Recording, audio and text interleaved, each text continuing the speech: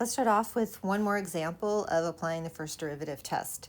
We want to find the intervals of x where the function is increasing and decreasing and local min and max. We start off with finding the derivative. We need to use the product rule. So we'll have 4x cubed times e to the x and then plus x to the fourth times e to the x.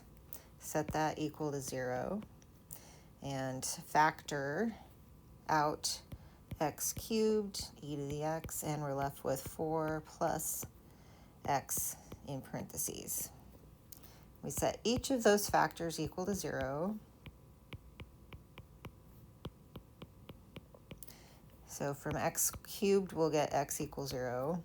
E to the x actually doesn't ever equal 0. No value of x will make that 0. And 4 plus x will get x equals -4. All right, so we get two critical points. So let's create the intervals. We don't have an interval provided for us, so we can assume we're going from negative infinity to positive infinity.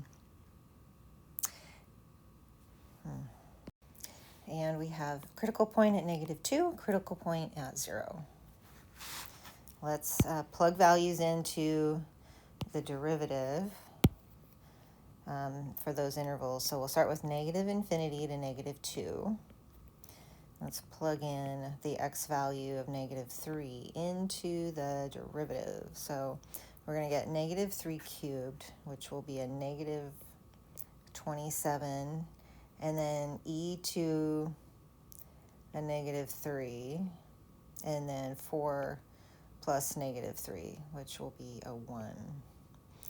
All right, so remember that the most important thing here is whether the result is positive or negative. So we don't actually have to come up with a value. And let's just sort of pay attention to the signs on the things we're multiplying together. So this is a negative. E to the -3, that's going to be positive, and then here we have a positive. So negative times positive, that's going to result in something that is negative.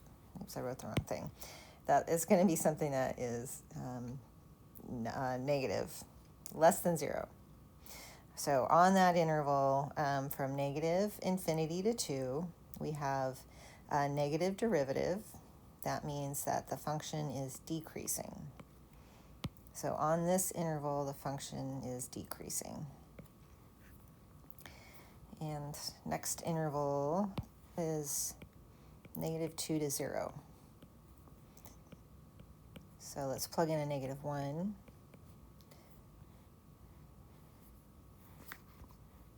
And that's going to be a -1 when we cube it, and then e to the -1, and then 4 plus a -1, which will give us a 3.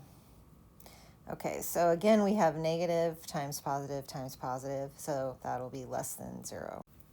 So the derivative is negative, and the function is decreasing. And one more interval to test out, 0 to positive infinity. Let's plug in a 1.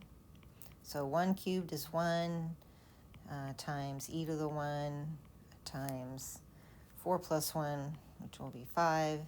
All those are positive, so we multiply all those together. We're going to end up with something that's positive. So we get positive derivative, and the function is increasing.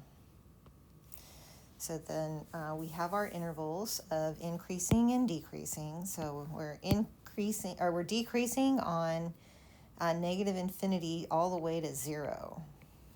And we're increasing from 0 to infinity.